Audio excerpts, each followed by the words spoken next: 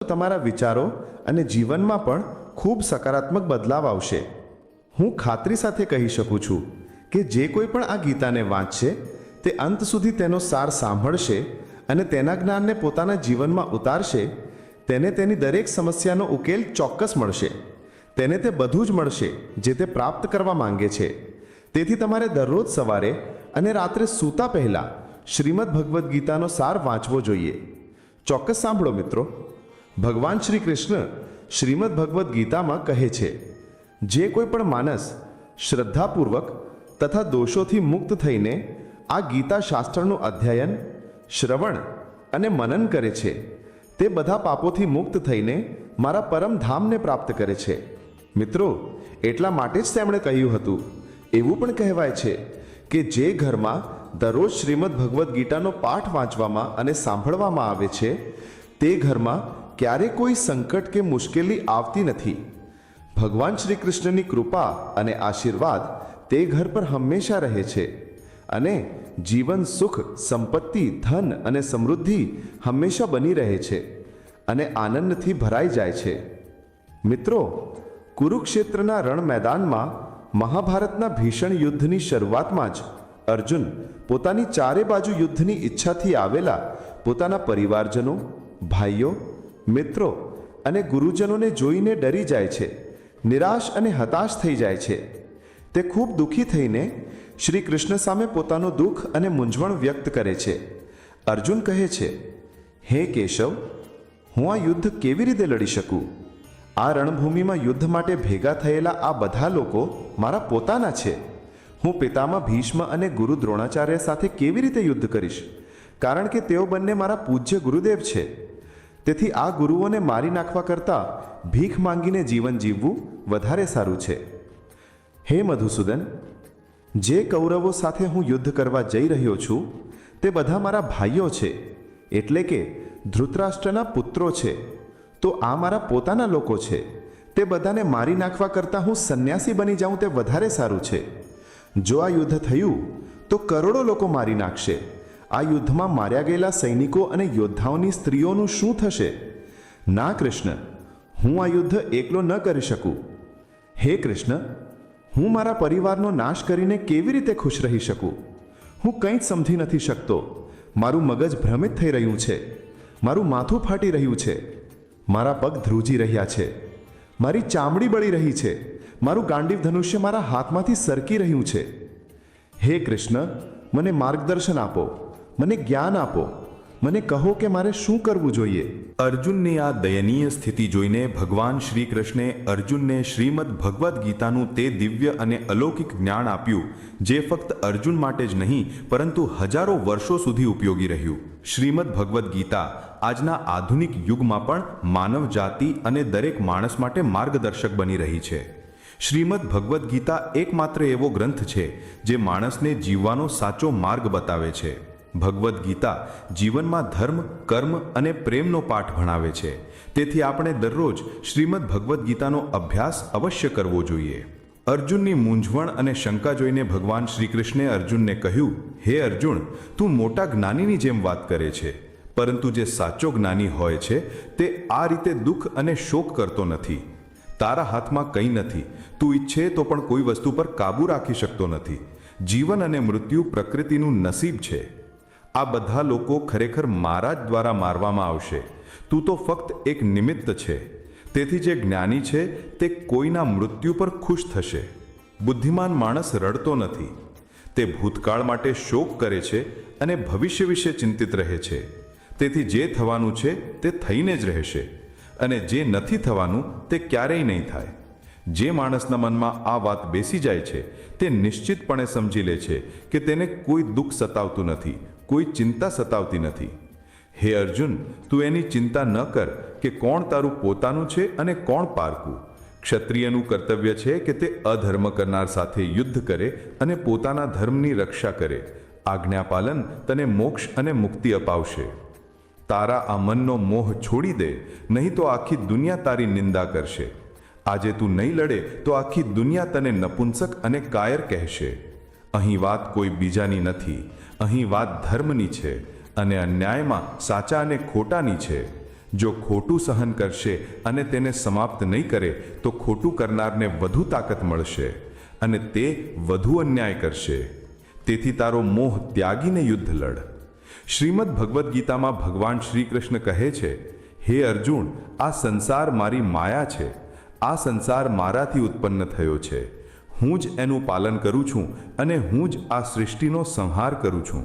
હું ભૂતકાળ, વર્તમાન અને ભવિષ્યના બધા જીવોને જાણું છું, પરંતુ ખરેખર મને કોઈ જાણતું નથી. શ્રી કૃષ્ણ કહે છે, જે રીતે અંધારામાં પ્રકાશની જ્યોત ચમકે છે તે જ રીતે સત્ય પણ ચમકે છે. તેથી માણસે હંમેશા સત્યના માર્ગ પર ચાલવું જોઈએ. મૃત્યુ એક અફર સત્ય છે જેને ક્યારેય બદલી શકાતું નથી. જ્યારથી આ સંસાર બન્યો છે ત્યારથી જન્મ મરણનું ચક્ર ચાલતું આવ્યું છે. જે રીતે માણસ જૂના વસ્ત્રો ત્યજીને નવા વસ્ત્રો ધારણ કરે છે, તે જ રીતે આત્મા પણ જૂના અને નકામા શરીરને ત્યજીને નવું શરીર ધારણ કરે છે. આ પ્રકૃતિનો નિયમ છે. આ સત્યને સ્વીકારીને મનુષ્યએ કોઈ પણ ભય વિના વર્તમાનમાં જીવવું જોઈએ. બુદ્ધિમાન લોકો ન તો મૃત્યુ પામેલાઓને શોક કરે છે અને ન તો જીવિત લોકો પ્રત્યે આસક્ત હોય છે, કારણ કે તેઓ જાણે છે કે જે મૃત્યુ પામ્યો છે તે ફરીથી જન્મ લેશે અને જે જીવિત છે તે એક દિવસ ચોક્કસ મૃત્યુ પામશે. હે અર્જુન, હું બધા જ જીવોના હૃદયમાં રહેલો સૌનો આત્મા છું. હું જ બધા જીવોનો આદિ, મધ્ય અને અંત છું. હું જ ગ્રહોમાં સૂર્ય છું.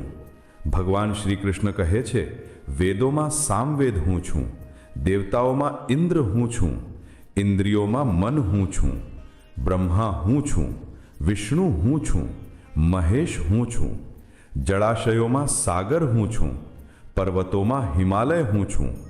આ સંપૂર્ણ જગતમાં જે કંઈ પણ તું જોઈ શકે છે તે બધું જ હું જ છું.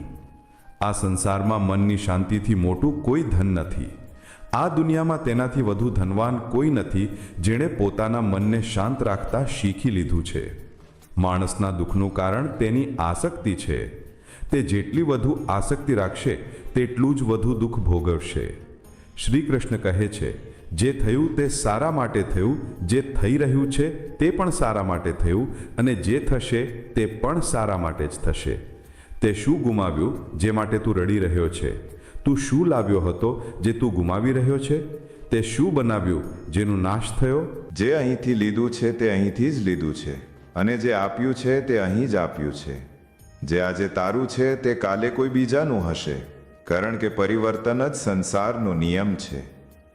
શ્રીમદ ભગવદ્ ગીતામાં ભગવાન શ્રી કૃષ્ણ કહે છે કે માણસે પરિણામની ચિંતા કર્યા વિના નિસ્વાર્થ અને નિષ્પક્ષ થઈને પોતાના કર્તવ્યોનું પાલન કરવું જોઈએ. હે અર્જુન, પોતાની જાતને ભગવાનને સમર્પિત કરી દે. આ જ સૌથી મોટો સહારો છે. શ્રી કૃષ્ણ કહે છે કે વ્યક્તિ જન્મથી નહીં પરંતુ કર્મોથી મહાન બને છે. જ્યારે માણસને પોતાના કાર્યમાં આનંદ મળે છે ત્યારે તે પૂર્ણતા પ્રાપ્ત કરી લે છે. અર્જુન, ઈચ્છા આસક્તિથી ઉત્પન્ન થાય છે. જે માણસ હંમેશા શંકામાં રહે છે અને પોતાના મનને વશમાં નથી રાખતો, તેના માટે ન તો આ લોકમાં સુખ છે અને ન તો પરલોકમાં. જે લોકો તેને રાખતા નથી તેમના માટે તે દુશ્મનની જેમ કામ કરે છે. અશાંત મનને નિયંત્રિત કરવું મુશ્કેલ છે, પરંતુ અભ્યાસથી તેને નિયંત્રિત કરી શકાય છે. ભગવદ્ ગીતામાં શ્રી કૃષ્ણ સમજાવે છે કે જે રીતે પૃથ્વી પર ઋતુઓ બદલાતી રહે છે તે જ રીતે આપણા જીવનમાં પણ સુખ અને દુઃખ આવતા જતા રહે છે. આપણે તેનાથી વિચલિત ન થવું જોઈએ. હે અર્જુન, સમય અને ભાગ્યથી વધારે કોઈને કંઈ મળતું નથી. જે રીતે દીવાની વાટ દીવાની નીચે છુપાયેલા અંધકારને જોઈ શકતી નથી, તે જ રીતે માણસને યુવાની પાછળ છુપાયેલું ઘરકણ અને નબળાઈ દેખાતી નથી. તેનું મન જીવનના અંત સુધી તેને પોતાની જાળમાંથી નીકળવા દેતું નથી. તેને દોરડામાં બાંધી રાખે છે અને જાત જાતના નાચ નચાવે છે. તે જીવને એટલો સમય જ નથી આપતો કે તે પોતાના અંતરમાં ડોકિયું કરી શકે અને પોતાની આત્માને સમજી શકે. જ્યારે અર્જુન ભગવાન શ્રી કૃષ્ણને પૂછે છે કે હે કેશવ, આ બધું સ્વીકાર્યા પછી પણ કે આત્મા શાશ્વત અને અજન્મા છે, શસ્ત્રો તેને કાપી શકતા નથી, અગ્નિ તેને બાળી શકતી નથી, તો પણ જીવની આત્માને દુઃખ, સુખ, શોક, હર્ષ, અપમાન, પીડા અને આનંદનો અનુભવ કેમ થાય છે? ત્યારે ભગવાન શ્રી કૃષ્ણ કહે છે, હે પાર્થ, હું તને પહેલાં જ કહી ચૂક્યો છું કે સુખ દુઃખનો અનુભવ કરવો એ આત્માનું કામ નથી, તે તો શરીરનું કામ છે. ત્યારે અર્જુન કહે છે, હે કેશવ, શરીરને દર્દ અને પીડા ત્યારે જ થશે જ્યારે શરીર પર ઈજા થશે અથવા તેનું કોઈ અંગ કપાઈ જશે. જેમ કે જ્યારે શરીર આગમાં બળી જાય છે ત્યારે તેનાથી થતી પીડા શરીરની પીડા છે, પરંતુ બદનામીથી થતી પીડા તેવી નથી. ત્યાં હોવાથી જે આનંદ મળે છે તેનાથી શરીરને કોઈ નુકસાન નથી થતું. અપયશનું દર્દ અને બદનામીનું દર્દ તો ફક્ત આત્માને જ થાય છે. ત્યારે ભગવાન શ્રી કૃષ્ણ અર્જુનને કહે છે, ના અર્જુન, આ યશ છે, અપયશ છે, અપમાન છે, આ લાભ છે, હાનિ છે, આ જીત છે. આત્માને ન તો ખુશી થાય છે અને ન તો હારનો દર્દ. આ આત્માનું કામ નથી, આ મનની શરારત છે. ભગવાન શ્રી કૃષ્ણ કહે છે, હે અર્જુન, યાદ રાખ કે મન જીવના શરીરનું એક અદૃશ્ય અંગ છે જે દેખાતું નથી પરંતુ સૌથી શક્તિશાળી છે. તે આત્માનો ભાગ નથી અને તેનો તેની સાથે કોઈ સંબંધ નથી. રથનો સ્વામી આત્મામાં બિરાજમાન છે, જ્યારે મન શરીરરૂપી રથનો સારથી છે. આ મન જ છે જે ઇન્દ્રિયો રૂપી ઘોડાઓને આમ તેમ ભટકાવે છે અને જીવનના આવેશમાં ચંચળ બનાવે છે. ક્યારેક યૌવનના આવેશમાં આ ચંચળ મન વ્યક્તિને એવા ભ્રમમાં નાખી દે છે કે તે સર્વશક્તિમાન છે, તે બધું જ કરી શકે છે અને તે અહીંનો રાજા છે જેની સામે બધા ઝૂકવા મજબૂર છે અને જેના શરીરના મૃત્યુ પર બધા તેને નમન કરે છે. જ્યારે દીવામાં યૌવન શક્તિનો ઘી સમાપ્ત થઈ જાય છે અને દીવાની નીચે અંધારું છવાઈ જાય છે ત્યારે માણસ ડરી જાય છે અને બૂમો પાડવા લાગે છે, હું બીમાર છું, હું દુઃખી છું, હું મરી રહ્યો છું, મને બચાવો.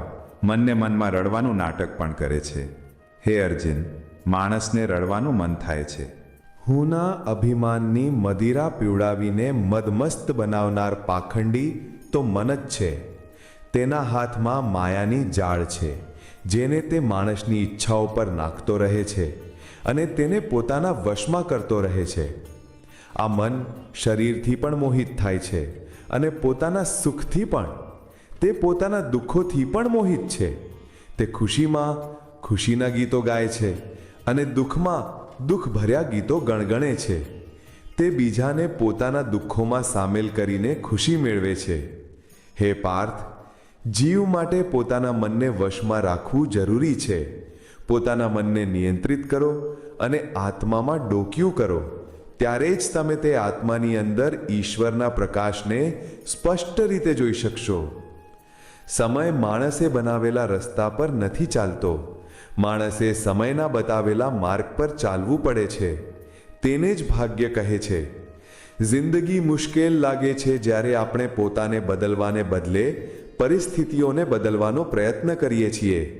જ્યારે સમય તમારી વિરુદ્ધ ચાલી રહ્યો હોય ત્યારે શાંત રહેવું જ શ્રેષ્ઠ છે.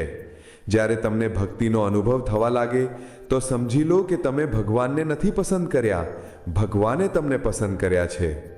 કોઈ કંઈ પણ કહે, પોતાની જાતને શાંત રાખો, કારણ કે સૂરજ ગમે તેટલો તેજ કેમ ના હોય, સમુદ્ર ક્યારેય સૂકાતો નથી. હંમેશા એવા લોકોથી સાવચેત રહો જે તમારા કાન ભરે છે, કારણ કે તે સારા સંબંધો પણ બગાડી દે છે. યોગ્યતા કર્મથી પેદા થાય છે. દરેક વ્યક્તિ જન્મથી શૂન્ય હોય છે. આ સંસારમાં પ્રેમ સત્યથી પણ મોટું સત્ય છે અને જેને પ્રેમ કરો તેની સમક્ષ ખોટું બોલવું મુશ્કેલ છે. આખી દુનિયામાં સૌથી સુંદર જોડી મુસ્કાન અને આંસુની છે. આ બંનેનું એક સાથે મળવું મુશ્કેલ છે, પરંતુ જ્યારે આ બંને મળે છે ત્યારે તે ક્ષણ સૌથી સુંદર હોય છે. કર્મ જ સૌથી મોટો ધર્મ છે. ભગવાન શ્રી કૃષ્ણ ગીતામાં અર્જુનને ઉપદેશ આપતા કહે છે કે વ્યક્તિનો જન્મ કર્મ કરવા માટે જ થયો છે. કર્મ કર્યા વિના કોઈ રહી શકતું નથી. તેથી માણસે પરિણામની ચિંતા કર્યા વિના પોતાના કર્તવ્યોનું પાલન કરવું જોઈએ. ક્રોધ એ દરવાજો છે જે વ્યક્તિને નરકમાં લઈ જાય છે. ક્રોધના કારણે વ્યક્તિનું મન અશાંત થઈ જાય છે અને તે ગુસ્સામાં આવીને ક્યારેક પોતાની જાતને નુકસાન પહોંચાડી લે છે. ભગવાન શ્રી કૃષ્ણ કહે છે કે વ્યક્તિએ ક્રોધ કરવાથી બચવું જોઈએ, ભલે ક્રોધ કરવાનું કારણ ગમે તેટલું યોગ્ય કેમ ન હોય. આવો પોતાની જાતને શાંત રાખવાનો પ્રયત્ન કરીએ. આજે આ સંસારમાં જે કંઈ તમારી પાસે છે તે ગઈકાલે કોઈ બીજાનું હતું અને આવતીકાલે કોઈ બીજાનું થશે. તમે અહીં ખાલી હાથે આવ્યા હતા અને ખાલી હાથે જ જશો. મન પર નિયંત્રણ રાખવું મહત્વપૂર્ણ છે. માણસનું મન પવનની જેમ ચંચળ છે. આ મન જ વ્યક્તિને વાસનાઓ તરફ ભટકાવતું રહે છે. જો જીવનમાં સફળ થવું હોય તો મનને નિયંત્રિત રાખવું ખૂબ જરૂરી છે. મનને નિયંત્રિત કરવાથી મનની શક્તિ એકાગ્ર થઈ જાય છે, જેનાથી કાર્યમાં સફળતા મળે છે. ગીતા અનુસાર જે વ્યક્તિએ પોતાના મનને નિયંત્રિત કરી લીધું છે તે પોતાના મનમાં ઉઠતી બિનજરૂરી ચિંતાઓ અને ઈચ્છાઓથી દૂર રહે છે અને સાથે જ તે વ્યક્તિ સરળતાથી પોતાના લક્ષ્યોને પ્રાપ્ત કરી લે છે. જો તમે તમારા મન પર નિયંત્રણ નહીં રાખો તો તે તમારો સૌથી મોટો દુશ્મન બની જશે. જે વ્યક્તિ હંમેશા શંકા કરે છે તેને ક્યારેય શાંતિ મળતી નથી. શંકા જ મનુષ્યનો સૌથી મોટો શત્રુ છે. વધુ પડતી શંકા કરવાથી મનની શાંતિ ભંગ થાય છે અને વ્યક્તિ ભ્રમિત થઈને પોતાના સંબંધોનો નાશ કરી લે છે. માણસના કર્મો જ તેના જીવનનો આધાર છે. તે જે પણ કર્મ કરે છે તેને તેવું જ ફળ મળે છે. જો તે સારા કર્મો કરશે તો તેને સારા પરિણામો મળશે અને જો તે ખરાબ કર્મો કરશે તો તેને ખરાબ પરિણામો ભોગવવા પડશે. તેથી વ્યક્તિએ હંમેશા સારા કર્મો કરવા જોઈએ. આપણા દુઃખોના 5 કારણ છે. 1. વ્યક્તિ જ્યારે પોતાની ઈચ્છા મુજબ કંઈક પ્રાપ્ત કરી લે છે તો કહે છે કે આ ઈશ્વરની કૃપા છે, પરંતુ જ્યારે વસ્તુઓ તેની ઈચ્છા વિરુદ્ધ થાય છે તો તે દુઃખી થઈ જાય છે. ઈશ્વરની કૃપાનું આ અધૂરું દર્શન જ દુઃખનું પહેલું કારણ છે. બીજા વ્યક્તિ સાથે જે કંઈ પણ થાય, ભલે તેને નુકસાન થાય કે દુઃખ, તેમ છતાં તે આપણા માટે સારું હોવું જોઈએ. આપણો આ ગંદો સ્વાર્થ આપણા દુઃખનું બીજું કારણ છે. 3. જે વસ્તુઓ આપણી પાસે છે અથવા જેની આપણે ઈચ્છા રાખીએ છીએ તેને ગુમાવવાનો કે ન મેળવવાનો નિરંતર ભય આપણા દુઃખનું ચોથું કારણ છે. 5. જે આપણે કરવું જોઈએ તે નથી કરતા અને જે નથી કરવું જોઈએ તે કરીએ છીએ. આ બેદરકાર આદતો આપણા દુઃખોનું 5મું કારણ છે. જ્યારે પણ કોઈ સુંદર ઘટના બને છે ત્યારે આપણે તેનો બધો શ્રેય એકલા લેવા માંગીએ છીએ.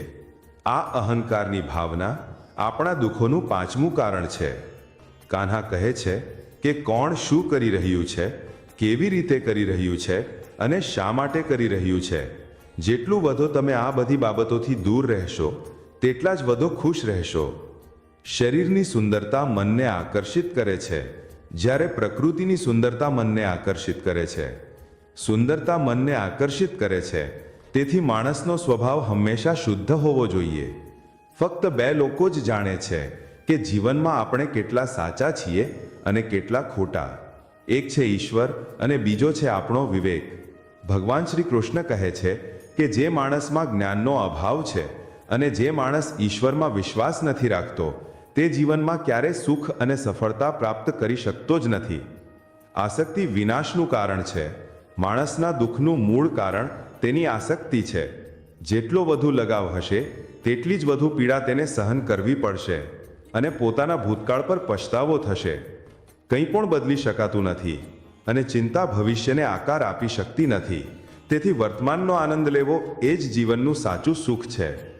શ્રી કૃષ્ણ કહે છે કે જે તમારો સાથ આપે તેનો સાથ આપવો જોઈએ અને જે તમારી સાથે વિશ્વાસઘાત કરે, જ્યાં તમારું સન્માન ન હોય ત્યાં તમારે તેનો ત્યાગ કરી દેવો જોઈએ. પરંતુ તમારે ક્યારેય જવું નહીં, નહીંતર લોકો તમને નબળા અને મૂર્ખ સમજશે.